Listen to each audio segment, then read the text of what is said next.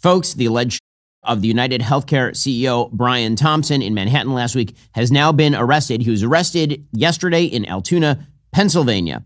This apparently happened because somebody at a local McDonald's saw him, and his picture had been plastered across the news, and they recognized him. They called the police. The police showed up. They searched him, and they found a so-called ghost gun, a 3D printed gun. They found a bevy of fake IDs. He apparently also had a 2-page manifesto on him that was radically anti-capitalist in nature. And it's sort of fascinating to get into who this person was. I want to get into that. I also want to get into the public response to him, which to me is far more disturbing. And yes, I've seen the comments on my recent shows talking about how, believe it or not, it is very, very bad. It is in fact evil to shoot the UnitedHealthcare CEO, even if you are upset at the healthcare industry in the United States. The fact that this has to be said is sort of incredible, but it does have to be said. Okay, so let's start with what we know about the alleged shooter here. His name is Luigi Mangione, and we have a policy on this show that we don't normally say the names of mass shooters. He is not a mass shooter. He's an individual murderer, and obviously his name is plastered all over the news, so you've seen him and you know about his name. His name is Luigi Mangione. He is 26 years old. We know that he had upon him a 262-word handwritten document, so presumably written at the last minute, in which he said that UnitedHealthcare's market capitalization, even though it has grown, American life expectancy has not. This is according to the UK Daily Mail. He condemned companies that, quote, continue to abuse our country for immense profit because the American public has allowed them to get away with it. Mangione then reportedly also added that he acted alone and that the entire effort was self-funded, saying, quote, to save you a lengthy investigation, I state plainly, I wasn't working with anyone. These parasites had it coming. I do apologize for any strife and trauma, but it had to be done. We'll get into that particular argument that it, quote unquote, had to be done in a moment, because one of the things about evil is that it tends to masquerade as good. Nothing in the American healthcare system changed because the UnitedHealthcare CEO was shot. And in fact, one of the sort of outlying symptoms of evil is to use broad-based rationalizations about systemic problems in order to justify individual acts of evil, like murdering a father and CEO of a legal company that, even if you don't like how the company runs, and I know a lot of doctors who don't like how UnitedHealthcare runs, they think that UnitedHealthcare rips off customers and fights them at every turn. Whatever you think about UnitedHealthcare is irrelevant to the question of whether Brian Thompson should have been shot to death on the streets of New York. So, more about the alleged shooter. According to the Wall Street Journal, a review of his reading diet suggested that at some point his ideas about activism had crossed into an interest in violence. His circumstances were hard to reconcile with his standing, says the Wall Street Journal, less than a decade ago, when he was a fresh-faced valedictorian at the nearly $38,000 a year Gilman School in Baltimore, which he attended from the 6th grade until he graduated in 2016. Again, this is a very upper-class person from a very upper-class family. He ended up going to the University of Pennsylvania, where he would major in computer science and earn a master's degree. So this person has a very high IQ, intelligent person. A particular person from that class named Luigi Mangione, according to the Wall Street Journal, was inducted into an academic honor society reserved for top students in electrical and computer engineering. According to the Wall Street Journal, he appeared to enjoy Greek life, posting photos on Instagram of him and his Phi Kappa Psi fraternity brothers, often on a couch outside their house. In Maryland, the family is a well-known clan. They founded something called Lorien Healthcare, which is a senior care company with services including nursing and assisted living in 1977. And they also developed something called Turf Valley Resort, which is a spa and conference center in Maryland and suburban Baltimore's Hayfields Country Club. One of his cousins is a Republican member of the state House of Delegates. So again, very rich family, very wealthy family. It appears, you can examine his sort of political record all you want. And again, if you view his old Twitter account, for example, what you will see is a sort of bizarrely heterodox, sometimes center-right Twitter account. But what is very clear is that in recent months, he underwent some sort of serious health crisis, which was probably exacerbated by psychedelic use. According to the Wall Street Journal, in recent months, there were hints he'd become estranged from friends and family, according to interviews as well as his social media accounts, which might also shed light on his own health. So the banner photo of Mangione's X account features an X-ray of a person's back. Okay? And the picture is pretty horrifying. This appears to be like an L4, L5 surgery, a spinal fusion surgery, which has a very low rate of success. It usually leaves people, or very often, at the very least, leaves people with significant pain for life. So this person must have had a massive back injury. According to his friends, he did that while surfing. His Goodreads profile showed that he had been reading books about back pain, and apparently he suffered from chronic back pain that, quote, affected all parts of his life, including his ability to have a romantic life or enjoy sports such as surfing, according to a person named Josiah Ryan, who is spokesman for the founder of a Hawaii co-housing complex where Mangione lived a couple of years ago in 2022. About 6 months ago, he says, Mangione stopped replying to texts and sort of disappeared. So Mangione told a person named R.J. Martin and others at this co-living facility in Hawaii, a place called Surf Break, that he was returning to the mainland to have back surgery. In late 2022, Ryan said that Mangione sent friends at Surf Break photos of his spinal x-ray and injured back. He did move back to Hawaii, but he stayed not at Surf Break and then stayed in touch by text with his friend R.J. Martin, and then he dropped off the radar about 6 months ago. According to a friend of R.J. Martin's, he just stopped replying to R.J.'s texts. Part of the cognitive dissonance for R.J. is there was no indication from anyone at all, that this sort of thing might be in his future. Now, again, it's not a giant mystery because Mangione was posting about anxiety and mental health. He shared a quote by an Indian philosopher that read, quote, "It is no measure of good health to be well adjusted to a profoundly sick society." Again, you can start to see the radicalism creeping into his social media accounts. The law enforcement community is still trying to figure out exactly what happened in New York. He stayed at a hostel on Manhattan's Upper West Side. And then, of course, Brian Thompson, the UnitedHealthcare CEO, was intercepted by the alleged shooter Wednesday morning as he was walking to the Hilton Hotel for the UnitedHealthcare annual investor conference. But apparently, according to social media posts, a lot of his friends were reaching out to the shooter asking where the hell he was. Quote, "Hey man, I need you to call me. I don't know if you are okay or just in a super isolated place, but I haven't heard from you in months." This particular friend said, "You made commitments to me for my wedding, and if you can't honor them, I need to know so I can plan accordingly." And then on October 30th, another person posted to his ex account, "Hey, are you okay? Nobody's heard from you in months. Apparently your family is looking for you." Now, according to the UK Daily Mail, he suddenly went radio silent while he was recovering from this back surgery, and he sought alternative forms of pain management, including psychedelics and magic mushrooms. Okay, so let me just be clear. There are a lot of podcasts and people out there who recommend use of, shall we say, untested, unverified, uncontrolled studied drugs. And there are a lot of young people who are listening to these people and then taking these psychedelics, and it turns out that they are not harmless. One of the amazing things about sort of our constant information environment is that many of the same people who will suggest correctly that the overuse of pharmaceuticals can mess with your brain will then pump themselves full of psychedelic drugs that are completely untested, that you don't know the effects of, and that can, in fact, cause serious mental issues. On X, for example, Mangione had created a titled Psych full of tweets about psilocybin. Those would be magic mushrooms. In January 25th of this year, he added to his Goodreads a book called Psilocybin Mushrooms of the World, an Identification Guide, and, quote, Mushrooms of Hawaii, an Identification Guide, which sort of suggests that he's walking around Hawaii, picking up mushrooms, identifying them, and then ingesting them, which is not going to be good for your mental health, folks. Emergency physician Dr. Kashif Pirzada wrote on X, the picture looks like a lumbar spinal fusion surgery. This would be his spinal fusion surgery that we talked about a moment ago. And again, there are lots of books on his Goodreads.com about pain management.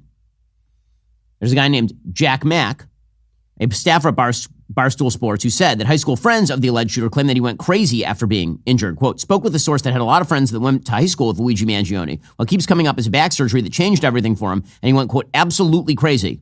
He moved to Japan. His contact with family stopped about a year ago. Recently, the family reached out to his friends from high school asking if they even had information on him.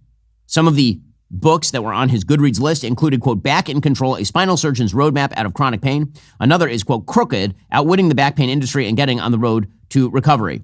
Some friends, according to, again, this is the Daily Mail, now say that Mangione seems to have become radicalized after being laid off from a job at TrueCar last year and then, of course, undergoing that surgery. So that keeps coming up over and over and over. And again, there are indicators of just how radicalized he had become. So, for example, he had posted about the Unabomber's manifesto over on Goodreads, a 4-star book review. And here's what he wrote. It's a window into his mind, and it's a window into how people who have quote-unquote social concerns can start channeling those into acts of individual evil, just as Ted Kaczynski did, the Unabomber. Quote, clearly written by a mathematics prodigy, reads like a series of lemmas on the question of 21st century quality of life. It is easy to quickly and thoughtlessly write this off as the manifesto of a lunatic. Again, this would be the alleged shooter who is writing this about the Unabomber. in order to avoid facing some of the uncomfortable problems it identifies. But it's simply impossible to ignore how prescient many of his predictions about modern society turned out. He was a violent individual, rightfully imprisoned, who maimed innocent people. While these actions tend to be characterized as those of a crazy Luddite, however, they're more accurately seen as those of an extreme political revolutionary. A take I found online that I think is interesting. Quote, had the balls to recognize that peaceful protest has gotten us absolutely nowhere, and at the end of the day, he's probably right. Oil barons haven't listened to any environmentalists, but they feared him. When all other forms of communication fail, violence is necessary to survive. You may not like his methods, but to see things from his perspective, it's not terrorism, it's war and revolution. Fossil fuel companies actively suppress anything that stands in their way, and within a generation or two, it will begin costing human lives by greater and greater magnitudes until the Earth is just a flaming ball orbiting third from the sun. Peaceful protest is outright ignored. Economic protest is impossible in the current system. So how long until we recognize that violence against those who lead us to such destruction is justified as self-defense? Again, this is his review of the Unabomber. So some like minds happening here. These companies don't care about you or your kids or your grandkids. They have zero qualms about burning down the planet for a buck, so why should we have any qualms about burning them down to survive? We're animals just like everything else on this planet, except we've forgotten the law of the jungle and bend over for our overlords when any other animal would recognize the threat and fight to the death for their survival. Violence never solved anything is a statement uttered by cowards and predators. And that is a quote that he is quoting, a take that he's quoting about the Unabomber's manifesto. We'll get to more of this in a moment. First, you have an opportunity to open an IRA in gold with Birch Gold and receive free silver delivered to your home. During this special holiday season, Birch Gold is offering a complimentary 1-ounce silver eagle for every $5,000 purchased. The best part is there's no out-of-pocket cost to you. Here's how it works. Simply convert your existing IRA or 401k into a tax-sheltered IRA in physical gold, and Birch Gold will send your free silver coins directly to your home. Now, you might be thinking, why do I need to diversify into gold? Well, here's the thing. One of the most significant issues is our national debt. The fact is, this is important, our nation is broke. Debt is a house of cards that cannot be quickly dismantled. For as long as the economy is sitting on that house of cards, the strategy remains the same, diversification. That's exactly why I buy gold from Birch Gold. So you should take action the way I have. Text BEN to 989898 before December 18th. Get a free info kit on gold and claim your eligibility for free silver on qualifying purchases from Birch Gold. Do this before December 18th. Again, text BEN to the number 989898 for peace of mind that lasts longer than 4 years. Again, text BEN to 989898 and talk to my friends over at Birch Gold about how you should diversify. Also, selling a car privately, it can be a real pain in the butt. Endless negotiations, tire kickers, paperwork hassles. But there is a better way to get your unused car off your hands. For 30 years, Cars for Kids has perfected the car donation process to make it truly effortless. They'll take your car in any condition, running or not. They will turn it into funds for kids in need, plus a tax deduction for you. It takes just 2 minutes on the phone or at carsforkids.org/Ben to donate. They'll take over from there, getting your car picked up as soon as the next day. No haggling, no scheduling conflicts, no paperwork nightmares. You'll receive a vacation voucher and maximum tax deduction while supporting proven programs that actually help kids reach their full potential. With over 1 million successful donations over 3 decades, Cars for Kids continues to be a trusted partner for car donors across the country. Again, it's free, convenient, easy. It frees up your driveway while making a difference for the next generation. So give them a call right now, 1-877-CARS-FOR-KIDS. That's KARS, the number 4, kids, or donate online at Cars for Kids. That's with the number 4, carsforkids.org/Ben. Donate your car today. That's carsforkids.org/Ben to get started. So you can see the extreme political radicalism here that suggests, again, that violence is justified because the system is unworkable, because the system is unfixable, and because grievances are justified. Now, the family of the alleged shooter did put out a statement saying, quote, our family is shocked and devastated by Luigi's arrest. We offer prayers to the family of Brian Thompson. We ask people to pray for all involved. The statement also says the family only knows the facts of the case that have been released in the news. We're devastated by the news, the short statement says. Now, obviously, windows into the mind of people who have had serious health problems, who are messing around with psychedelics. It is very difficult. And I've said this before about alleged shooters and alleged criminals right and left. Mental illness, psychedelic use, right? All of these things play a role. But the generalized willingness by many members of the media and in the political class to justify this sort of stuff is a symptom of something deeper and sicker going on in our society. So, for example, when this alleged shooter was still at large, according to the UK Metro, some of America's highest profile amateur sleuths are flat out refusing to help identify the killer. TikTok sleuth, that Danish guy, told 2 million followers in a video, quote, I don't have to encourage violence. I also don't have to condone violence by any means, but I also don't have to help. Savannah Sparks, who has been reportedly tapped by police to help train officers in how to track suspects online, told NBC whether she's working on the case. Absolutely the F not. Michael McWhorter, better known as a person named Tizzy Ent on TikTok, explained in a video, quote, "I've yet to see anyone online posting, we got to find this guy, we got to get him off the street. I have, however, seen people making an argument, doing the hear me out thing, talking about how attractive the killer is, people calling him Robin Hood, people quite literally making fan art. I don't think it's that difficult to figure out why. I don't think there's a single person in this country who hasn't themselves or had someone very, very near and dear to them suffer from the absolutely abysmal thing that is privatized healthcare in this country." Now, the thing about that of course is amazing, is that nationalized healthcare in places like the UK are full-scale disastrous. And the same people who presumably were cheering on the alleged shooter in this case are in favor of a healthcare system that ends with lower life expectancy and actual government rationing of care, many of them. But there is something deeper, a sickness that is going on in our political class, best exemplified by the absolute nut job Taylor Lorenz, who used to work for the Washington Post, as well as for Vox. She was fired yesterday, it appears. She appeared on Piers Morgan yesterday. And I have to say that Piers, his show is entertaining largely because it has become the Jerry Springer of politics. But he had on Taylor Lorenz, and she said that she felt actual joy when the UnitedHealthcare CEO was murdered on the street. I do believe in the sanctity of life, and I think that's why I felt, along with so many other Americans, joy, unfortunately, because it feels like... Serious? I mean... Joy in a man's execution? Maybe not joy, but certainly not empathy. Because again, we're watching the footage. How can this make you joyful?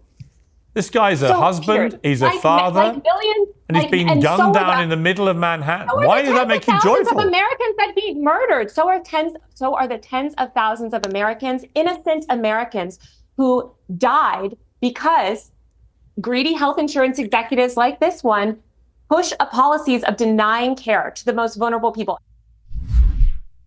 Okay, again, this is the case that is being made by the political and media chattering class. Not all of them, but a large number of them.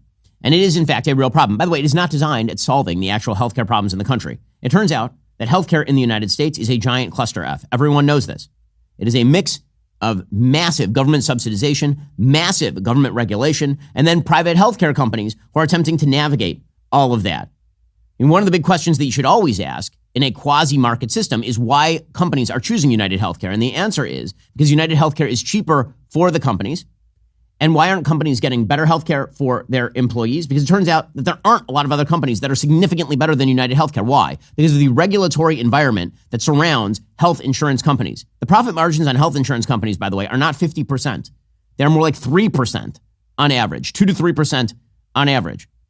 And it turns out that large parts of that are because of the bizarre subsidization of particular parts of the healthcare industry and the bizarre regulation of other parts of the healthcare industry. The American health insurance system is basically a Frankensteinian monster crafted by the conjunction of politics and business.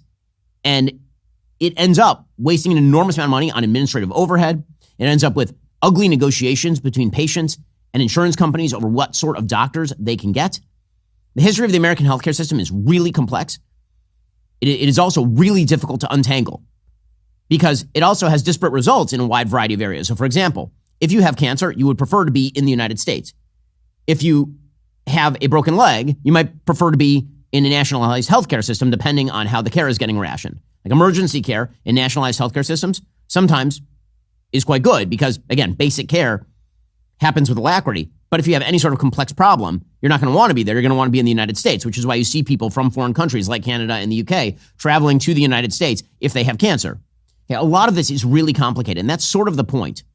There's a piece by Alicia Finley talking about how Obamacare helped exacerbate all of these problems. Quote, Obamacare's perverse effects are fueling public rage against insurers and support for a single-payer system that would eliminate them. Mr. Obama, Barack Obama, who pushed Obamacare, of course, and Peter Orszag, the law's chief architect, must be smiling. Orszag, who's now CEO of the financial services firm Lazard, has dined out on advising health insurance on mergers he said were spurred by the law's regulations. The U.S. is spending $2 trillion more on healthcare than it was back in 2010, but Americans are not any healthier. Now, again, one problem is that having insurance doesn't change people's behavior. It causes them to use more care.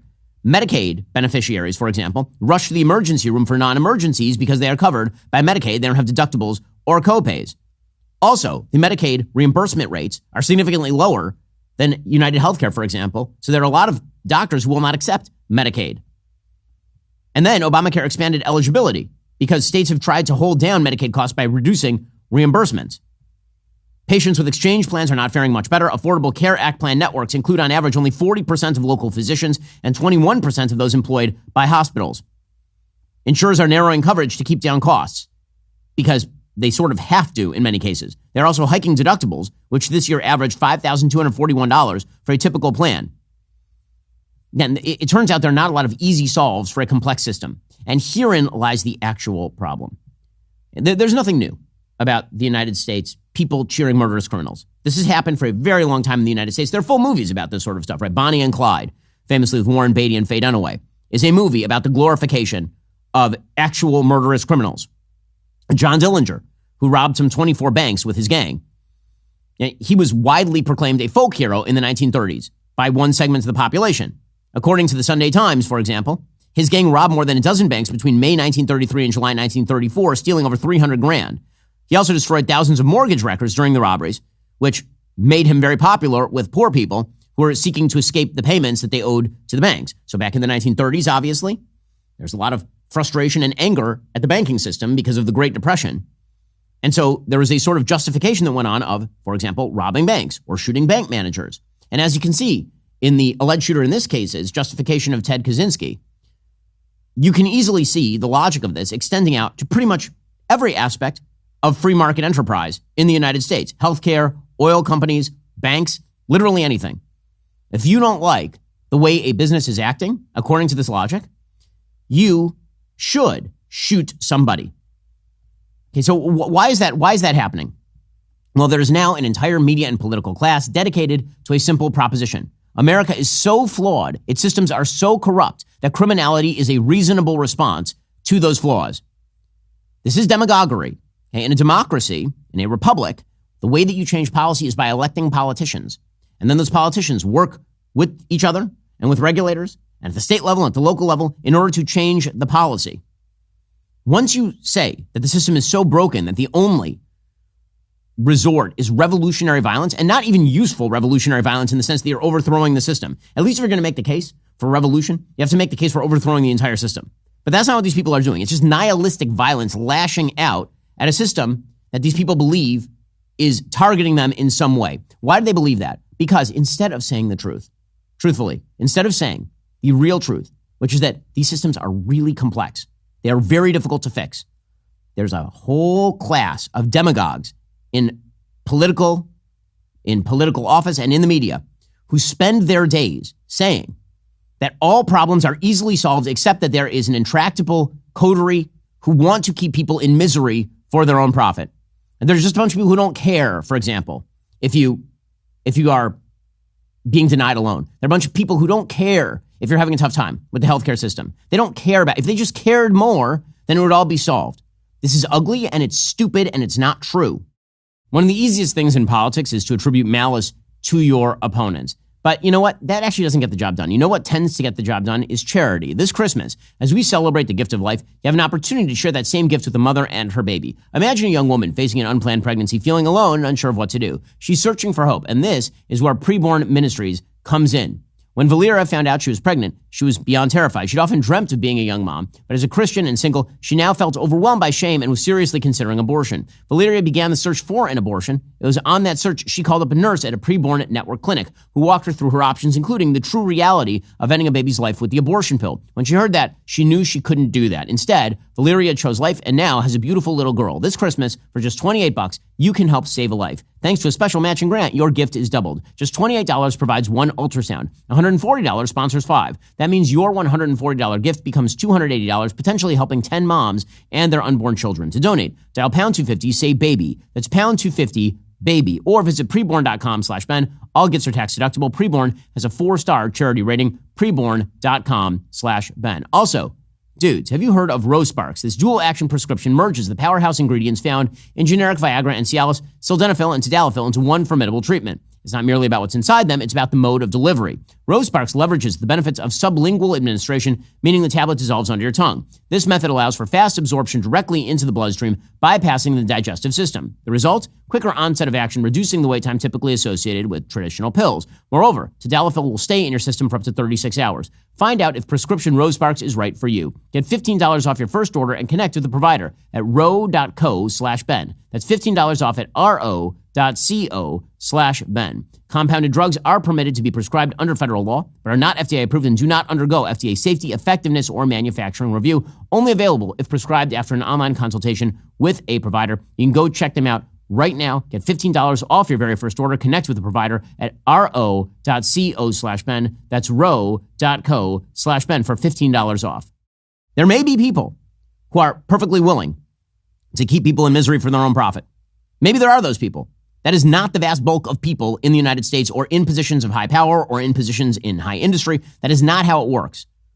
This is a strategy, a political strategy that was termed by the philosopher Alistair McIntyre emotivism. The idea that you, instead of making an argument about the policy the person is promoting, you actually just say that the person has bad motivations. That person is evil. That person is wrong. Right? Not just wrong, but like motivated by a sociopathic evil. So the only way that you kill somebody like Brian Thompson is by suggesting that he is motivated not by a desire to keep the company working and operative in a very difficult regulatory environment with a bizarre system of subsidies and administrative details and all of the rest of that. And you can disagree with his decisions, think they're wrong, but that's the actual. Instead, what you do is you say he's evil and he's just trying to maximize profit. Once you start saying the evil profiteers are trying to harm Americans. Like that's their goal. Their goal is to harm, and I'm telling you this is on both sides of the aisle. It is on the left predominantly, but there's a swath of people on the right who are also doing this routine. It's ugly. Now, I will say that there are elites who have lent credibility to this particular argument through their malfeasance. I think COVID had a lot to do with this. You had people like Anthony Fauci who were giving the platonic lies to the American public, lying for their own purposes in many cases, quashing their political opposition. But the generalized argument that is made too much in politics, and it does boil the pot, okay, it leads to an increasing temperature that justifies violence, is this language that disagreements on policy are not because of a pragmatic inability to come to a conclusion or starting from different first principles or using logical deductions that end up with different conclusions.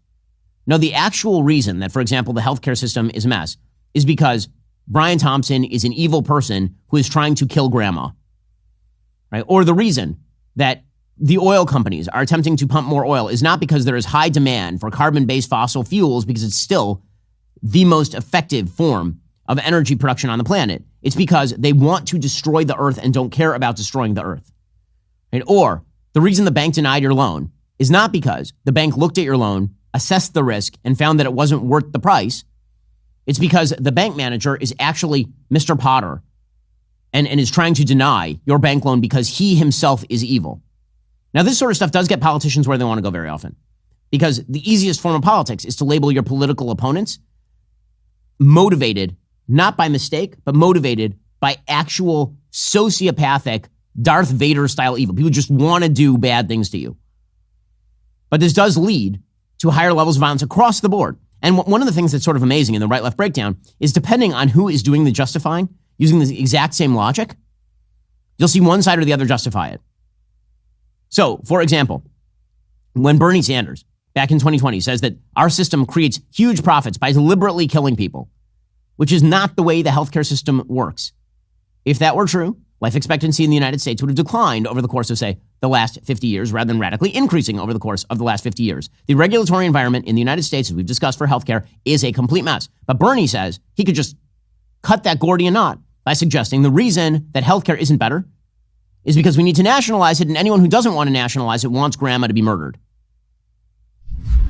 The function of our current system, however, is simply to make huge profits for the drug companies and the insurance companies, who made $100 billion in profit last year while people die because they don't get to a doctor on time. Again, the basic notion that Bernie Sanders is spewing there, this Marxist notion that profit is inherently some sort of grave evil. And if you just got rid of the $100 billion in profit, then magically healthcare would get better. There are non-profitable systems. They're called nationalized healthcare systems, and the outcomes are not better. Okay, so it's just not true. But it's a sexy argument to many people on the left. It's even a sexy argument to some people on the right. Again, there are demagogues on the right who will do the same exact routine. Well, look at these systems. You know, it's very difficult for young families to buy single-family housing. That must be because there's a coterie of elite who don't care whether you can get single-family housing, who want to exploit you, who want to harm you. And we should go after those people. This sort of demagoguery exists across the aisle. What's funny, again, is depending on the context in which it crops up, you'll see different crowds condemning it. So to take a completely, the exact same argument, but now applied to a different context.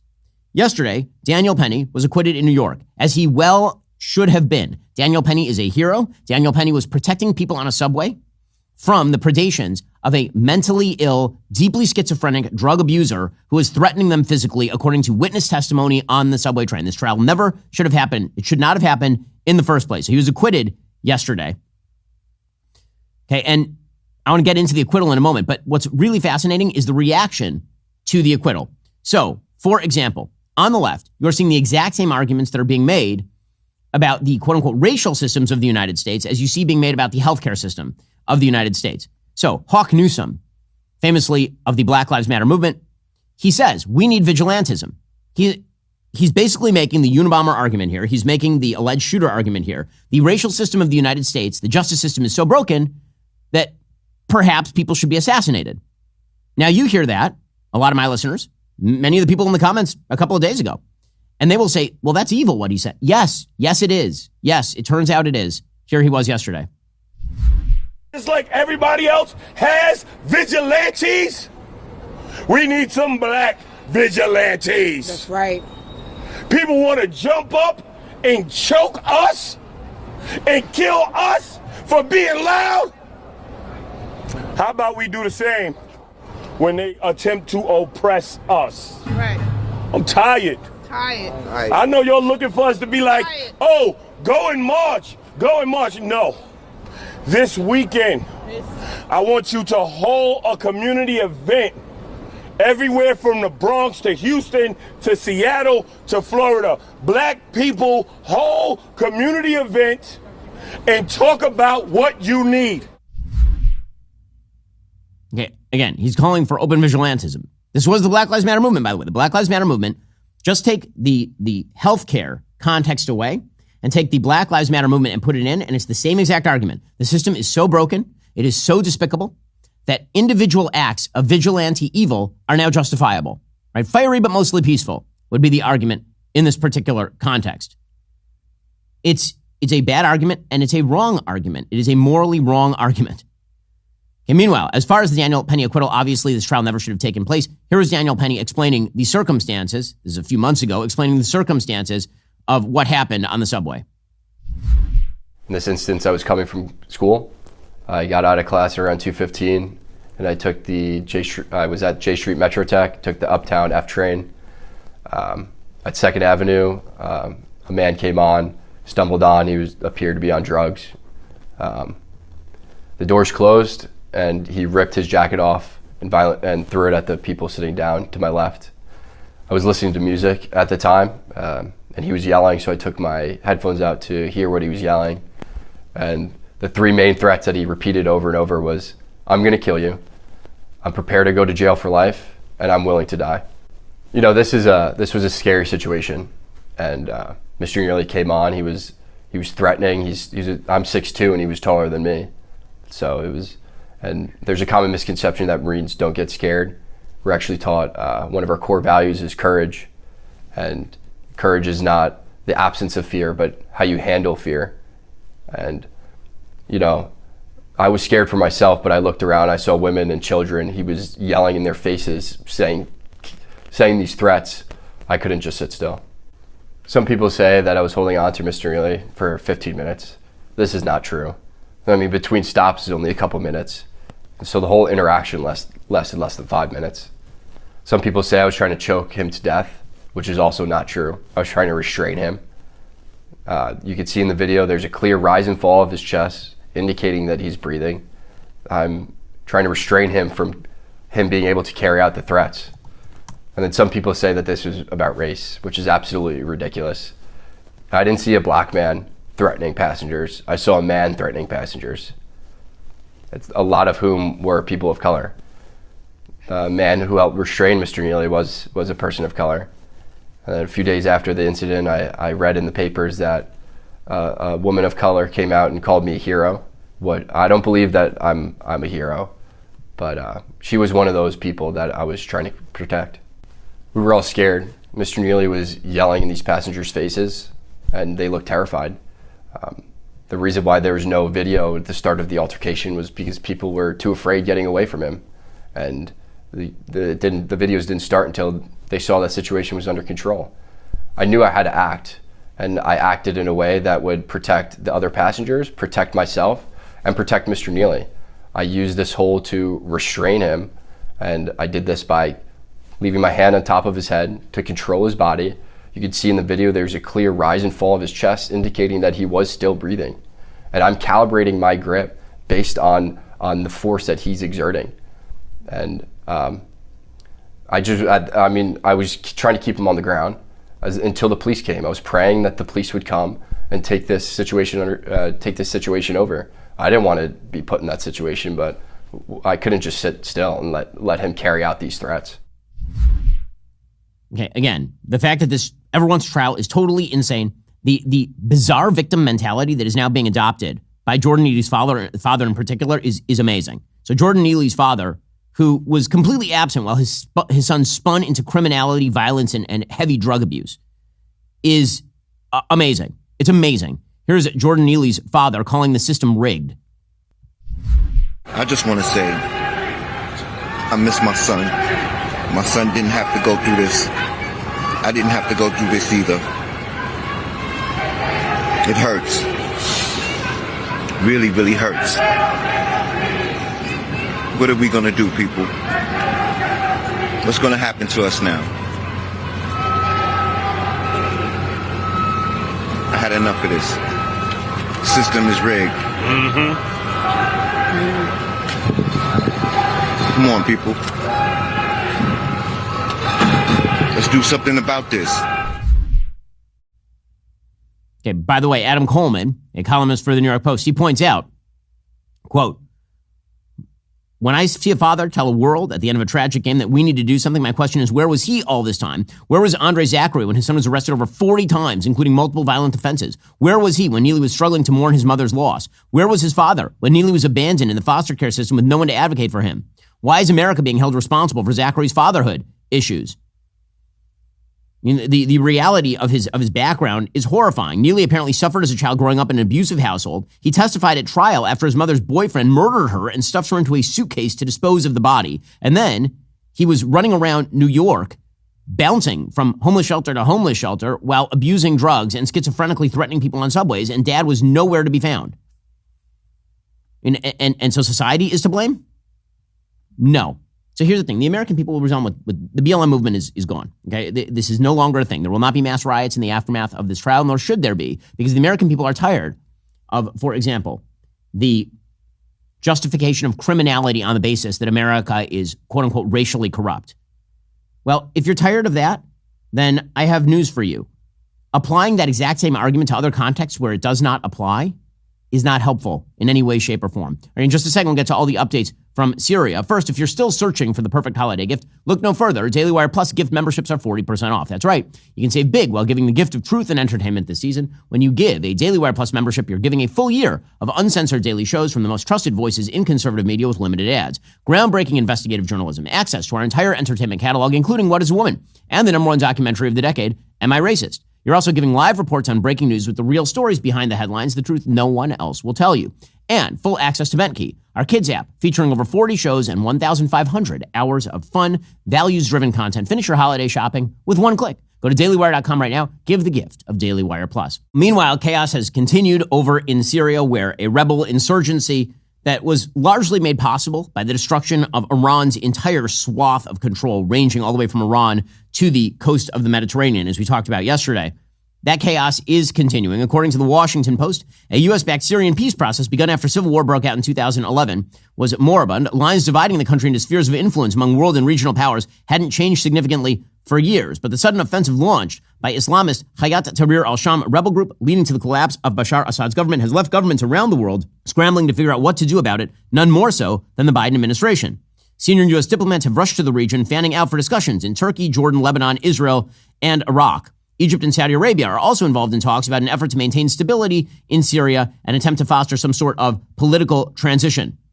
The United Nations Security Council held a closed-door meeting Monday afternoon with the UN Special Envoy for Syria and the head of UN peacekeeping forces in charge of monitoring a ceasefire between Israel and Syria since the 1973 civil war. It is amazing, by the way, that the number one concern of the UN Security Council at this point is Israel deploying to the other side of Mount Hermon in Syria in order to create a buffer zone so Al-Qaeda and ISIS don't set up there. And the UN Security Council is like, this is the big deal. Not Turkish-backed Islamist forces taking over the entire country. Israel setting up a buffer zone to prevent the invasion of the Golan Heights. Yeah, that's really where you should be putting your focus. Pretty amazing stuff. Hey, the reality is that Israel is currently doing everybody's dirty work by taking out pretty much every dangerous piece of weaponry in Syria. So Israel has knocked out the Syrian Navy now. They completely destroyed it, sent it to the bottom of the Mediterranean. They are doing that because they do not want that in the control of Islamist fundamentalists. Israel has been taking out chemical weapons depots throughout Syria so they don't fall into the hands of Islamic fundamentalists who are backed, again, by the Turkish government, which, again, is a NATO member, which is insane. The West, if the Biden administration had any stones at all, they'd be applying pressure to the Turks to moderate their friends over in Syria. But that's not what they're doing. Instead, apparently, there is a piece of news breaking that suggests that the Biden administration is releasing more money to, wait for it, Iran. According to the Washington Free Beacon, the Biden and Harris administration waived sanctions on Iran 3 days after the November election, providing Tehran access of upward to $10 billion in once frozen funds. I mean, how sick and pathetic is this administration? They're trying to bail Iran out of its own failures. The reality is the fall of the Assad regime is most damaging to Iran, which spent billions of dollars trying to not only uphold Bashar Assad, but to set up proxy groups across the Middle East by using Syria as a thoroughfare for weaponry. As the Wall Street Journal points out, Iran spent decades and billions of dollars building a network of militias and governments, allowing it to exercise political and military influence across the Middle East. In a matter of weeks, the pillars of that alliance came crashing down. Assad's removal is the climax so far in a cascade of events catalyzed by Hamas's attack on Israel on October 7th of last year, which resulted in the most fundamental change in Iran's security landscape since the American invasion of Iraq in 2003.